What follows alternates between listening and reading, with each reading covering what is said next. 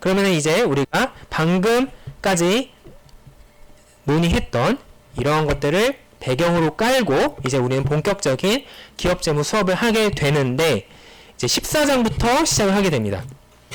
제가 말씀을 드렸듯이 1장부터 13장까지는 재무관리 원론에서 배웠다 라고 가정을 할 거예요.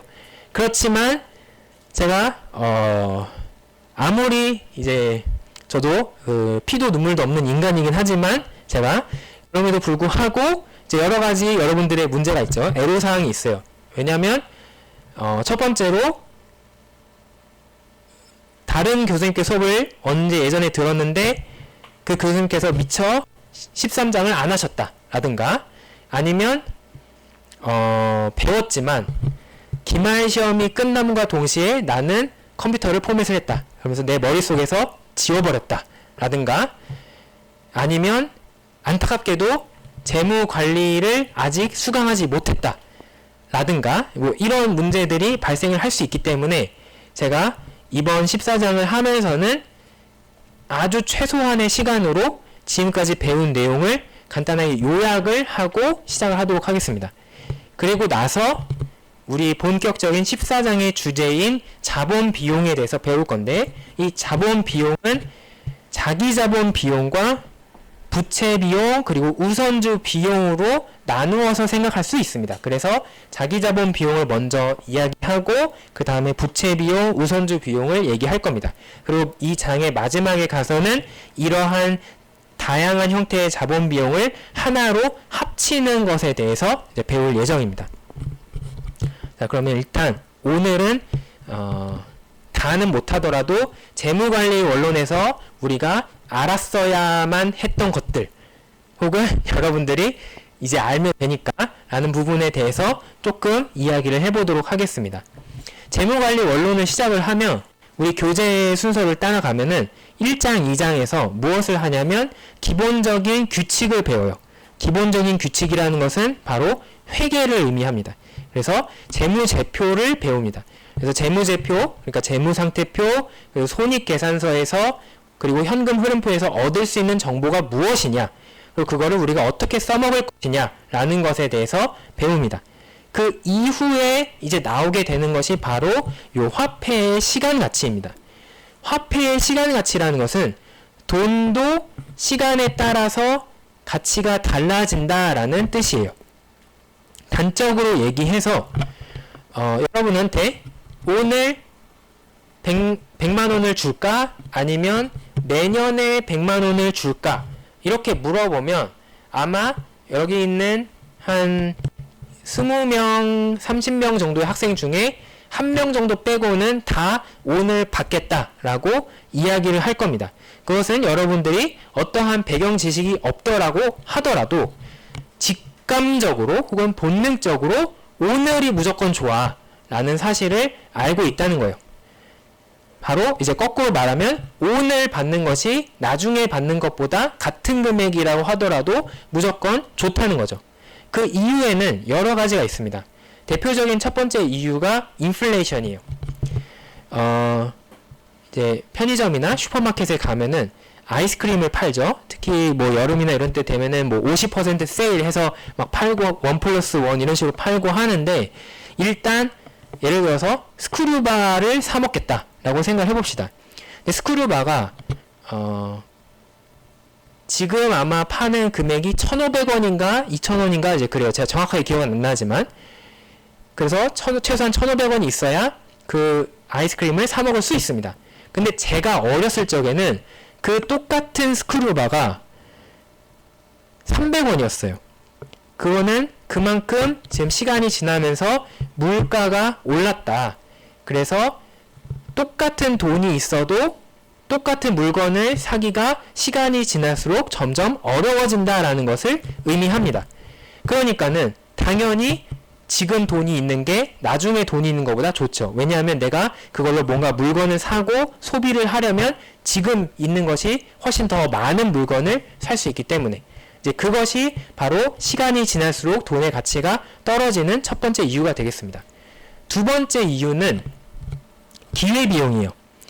자, 제가 예를 들어서 10만 원이 있다라고 칩시다. 오늘 10만 원이 있어요. 근데 꿈속에 예지몽을 꿨어요. 그래서 어떤 신적인 존재가 와서 저에게 속삭였습니다.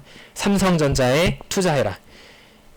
제가 그 정보를 알고 있다면, 저는 이제 10만 원이 있다면 그걸로 삼성전자 주식을 하나 살 수 있어요. 근데 내가 만약에 지금 10만 원이 없고 내년에 10만 원이 들어온다라고 하면은 제가 그거를 귀신같이 알고 있다 하더라도 투자를 할 수가 없죠. 그것을 우리는 조금 어떻게 표현하냐면 기회비용이라고 표현을 합니다. 지금 내가 돈이 있으면 할 수 있는 여러 가지 선택지가 생겨요. 그리고 그걸 통해서 나는 최고의 행복을 얻을 수 있습니다. 하지만 지금 돈이 없으면 다 그것은 이제 물 건너간 이야기가 되는 거예요. 그래서 지금 돈이 있는 것이 중요하다라는 그 기회비용의 문제가 있습니다. 그리고 세 번째는 불확실성의 문제가 있어요. 야, 지금 돈을 줄게 해서 주었어요. 그러면은 아무런 문제가 없어요. 근데 1년 뒤에 줄게. 친구들 중에 그런 친구들 꼭 있죠. 야, 일단 네가 결제하면은 내가 내일 카톡으로 쏴줄게. 이런 친구도 있는데 꼭 그런 친구들 돈을 꼭 안 준다. 그래서 결국에는 내가 계산을 하게 되는 그런 문제가 발생할 수 있습니다. 그래서 이 현실에서도 마찬가지로 불확실성이 존재해요. 나중에 돈을 받기로 하는 것은 이상적으로 생각하면 아무 문제가 없지만 그때 가면은 현실적으로는 여러 가지 문제가 생겨서 내가 받기로 되어 있는 돈을 못 받을 수 있어요. 그렇기 때문에 오늘 받는 것이 무조건 유리합니다. 그래서 이런 여러 가지 이유로 인해서 미래의 현금 흐름의 가치는 지금의 현금 흐름의 가치보다 떨어질 수밖에 없다. 그러면 이제 우리가 고민해야 되는 것은 바로 이 지점입니다. 자, 우리가 하고 싶은 것은 궁극적으로 돈의 가치를 판단하는 거예요.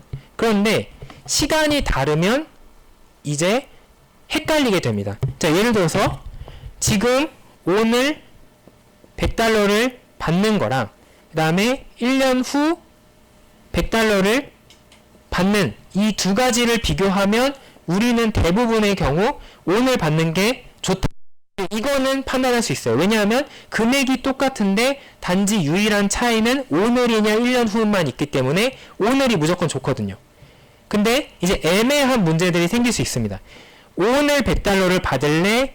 1년 후에 105달러를 받을래? 이러면 좀 애매해지죠. 왜냐하면 1년 후니까 좀 미심쩍은데 근데 그래도 5달러를 벌었으니까 이득인가? 더 받아야 되나? 헷갈리게 되는 거예요. 이런 문제가 왜 생기냐면 시간이 다른데 금액의 크기조차 다르기 때문에 이제 직접적으로 비교를 할 수가 없는 문제가 생기는 거죠. 그래서 이러한 문제를 해결하기 위해서는 최소한 둘 중에 하나를 맞춰야 됩니다. 금액의 크기를 똑같이 해서 비교하던가 아니면 시간을 똑같이 해서 비교를 해야 돼요. 그래서 우리는 시간을 움직이는 방법에 대해서 생각을 하게 될 건데 그중 첫 번째로 오늘의 100달러가 1년 후에 얼마의 값어치를 가질 것이냐를 먼저 생각을 해볼 수 있습니다. 그리고 그것을 우리는 미래가치라는 말로 부릅니다. 그래서 미래가치라는 것은 원래 오늘 받을 현금 흐름이 있는데 현금의 크기가 있는데 그것을 만약 시간이 지나서 받는다면 얼마를 받아야 똑같다라고 이야기할 수 있느냐의 문제가 됩니다. 근데 이것은 매우 쉬워요. 어떻게 알면 되냐면 은행에 저축하는 걸로 생각하면 아주 쉽습니다. 오늘 100달러가 있는데 내가 은행에 돈을 맡겼다가 나중에 받으면 얼마를 받게 되느냐 이거를 생각하면 쉽게 미래에 얼마를 최소한 받아야 되는지 계산을 할 수가 있습니다. 그래서 이때 중요한 것은 결국 은행에서 제공하는 이자율이 얼마냐라는 문제가 돼요. 그리고 그 이자율에 따라서 미래 가치를 계산할 수가 있습니다. 지금 이 예시에서는 3년이 지났다. 그리고 연이자율이 10%다 라고 하면은 이자를 계산을 하게 되죠. 이때 우리가 또 한 가지 기억해야 될 포인트는 이자에 이자가 더해지는 복리가 존재한다 라는 것인데 3년이라는 시간이 지나면 횟수로 3회가 지났기 때문에 이자를 한 번, 두 번, 세 번 주게 되죠. 그러면 첫 번째 해에는 원금의 이자만 받지만 두 번째 해에는 원금의 이자도 생기기 때문에 이제 우리가 더 금액이 기하급수적으로 늘어나게 됩니다. 그리고 그 기하급수적으로 늘어나는 것을 수식으로는 요 제곱을 하는 형태로 표현하게 됩니다. 자, 그래서 우리는 이제 현재 있는 돈을 미래로 보낼 수 있게 됐어요. 그러면 거꾸로 미래에 있는 돈을 현재로 가져오면 어떻게 될까? 이거를 우리는 현재 가치라는 말로 부르게 됩니다. 이 현재 가치는 지금 방금 했던 미래 가치의 계산을 거꾸로 하는 것을 통해서 계산을 할 수가 있어요. 자, 어떻게 생각하면 되냐면 내가 나중에 121달러를 받을 거다. 2년 후에 121달러를 받을 거야. 근데 현재 은행에서 이자율이 10%다. 그러면 이거는 지금 얼마를 받는 거랑 똑같을까를 물어보는 것이 현재 가치인데, 그것은 지금 얼마를 저축하면 미래에 121달러가 되느냐를 바꾸어서 물어본 거거든요. 그래서 이 미래 가치를 계산할 때 이자율을 제곱으로 곱했던 것을 역으로 뒤집어서 이자율로 나누어 주면 우리가 현재 가치를 계산할 수 있습니다. 그래서 이 문제의 경우에는 미래에 발생하는 121이라는 금액에다가 이자율 10%를 이제 2년 동안 하니까 제곱으로 나누어 줌으로써 현재 그것의 가치가 100달러다라는 것을 계산할 수가 있는 거죠. 자, 그러면 이제 우리는 이 두 가지를 이해했다면 현재를 미래로 보낼 수도 있고 미래를 현재로 가져올 수도 있습니다. 이제 이게 원활하게 되었다. 그러면 궁극적으로 우리는 이제 투자를 평가할 수 있어요. 자, 그런데 여기서 한 가지 규칙은 뭐냐면, 지금 제가 시간을 바꿀 수 있는 것을 말씀을 드렸죠. 근데 투자 안에서 금액을 똑같이 맞추는 건 어렵기 때문에 결국 시간을 바꿈으로써 하나의 기준에 통일을 시키면 비교를 할 수가 있게 되는 겁니다. 자, 예를 들어서 투자 A는 1년 후에 10달러를 준다. 투자 B는 3년 후에 20달러를 준다. 투자 C는 10년 후에 100달러를 준다. 이런 세 가지가 있어요. 그러면 각각 기간이 다르기 때문에 비교하기가 애매하죠. 그래서 우리는 똑같은 시간대로 그 금액을 바꾸어서 같은 기준으로 비교하자라는 것이 바로 요 순현재 가치의 원리가 되겠습니다. 그런데 이때 문제는 이런 방식의 투자의 평가는 두 가지 방법이 있을 수 있어요. 첫 번째로는 미래의 동일한 시점으로 옮길 수가 있어요. 미래 가치를 계산해서. 혹은 반대로 현재로 모든 것을 가져올 수 있어요. 근데 그 두 가지의 결과는 똑같겠지만 편리함이 다릅니다. 왜냐하면 미래는 항상 그때그때 다르게 돼요. 무슨 얘기냐면 이번에 1년짜리, 3년짜리, 10년짜리 투자안을 비교할 때는 10년 후의 미래의 기준으로 생각해보자. 이렇게 할 수는 있는데 다음번 문제에서 예를 들면은 3년짜리와 7년짜리를 비교하자 이러면은 또 이번에는 7년 후의 미래로 생각해야 돼요. 그러니까 그때마다 기준이 막 움직여요.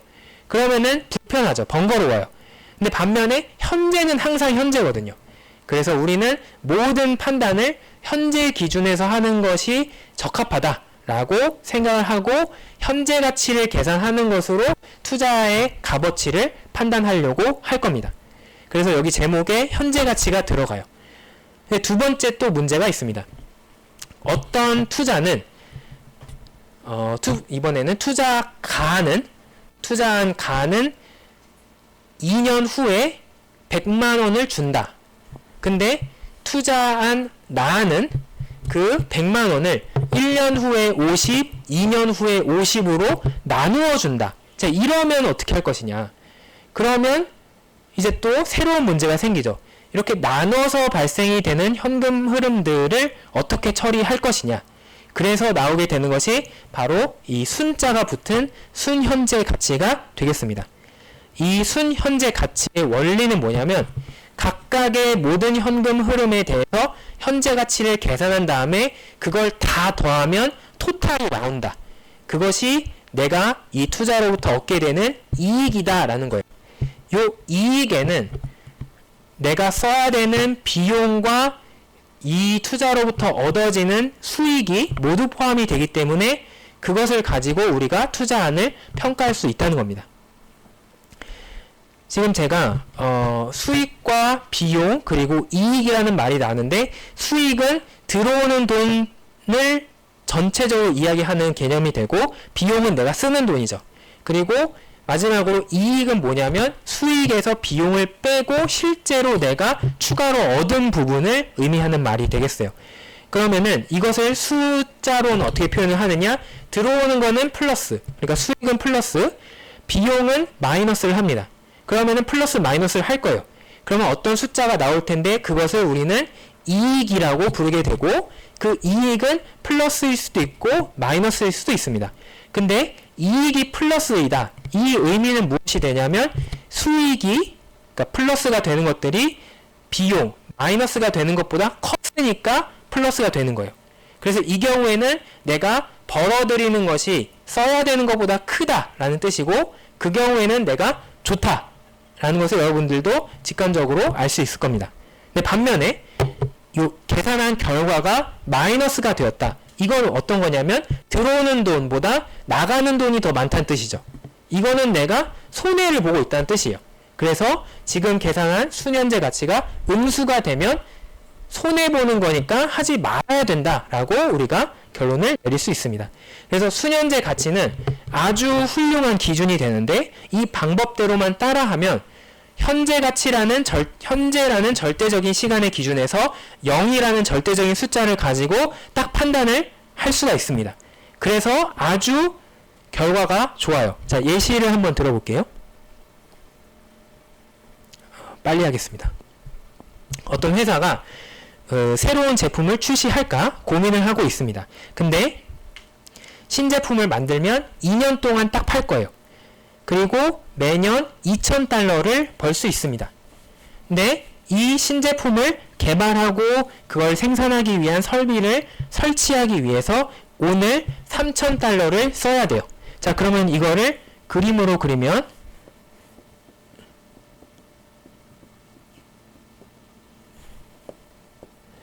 이렇게 그릴 수가 있습니다. 1년 후 플러스 2,000, 2년 후 플러스 2,000, 근데 오늘 마이너스 3,000. 그리고 이것의 순현재 가치를 계산해라.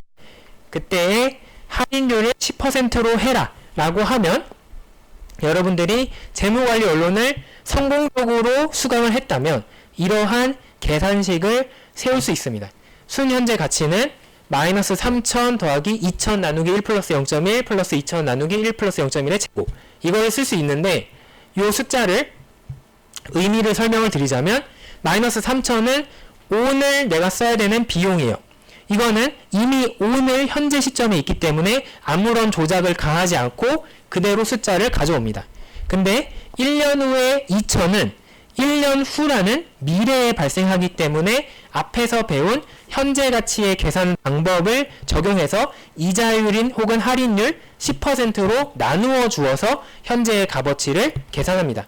그리고 마지막으로 2년 후에 발생하는 또 다른 2,000은 이게 1년, 2년이라는 두 단계를 거쳤기 때문에 제곱으로 나누어 줍니다. 그래서 요 값을 계산하면은 471이 나와요. 그러면 이것이 0보다 크기 때문에 이 회사는 이익을 볼 수 있다. 따라서 이 투자를 해야 된다라는 결론을 얻을 수 있습니다. 자, 지금 살펴봤듯이 수년제 가치는 제대로 할 줄만 알면은 아주 쉬워요. 그런데 이론적으로도 완벽합니다. 그래서 항상 우리가 모든 교수님들이 이야기하는 것이 여러분들은 수년제 가치를 써야 된다 라고 이야기를 해요. 근데 현실에서 적용하려면 쉽지 않아요. 왜냐? 앞에 문제로 돌아가 볼까요? 우리가 이 문제를 할 때 중요한 포인트가 있어요. 바로 이 네 번째 줄, 할인율은 연 10%로 한다. 이거는 어디서 나오느냐? 이게 문제가 되는 거예요. 이것을 알지 못하면 수년제 가치법을 적용할 수가 없습니다.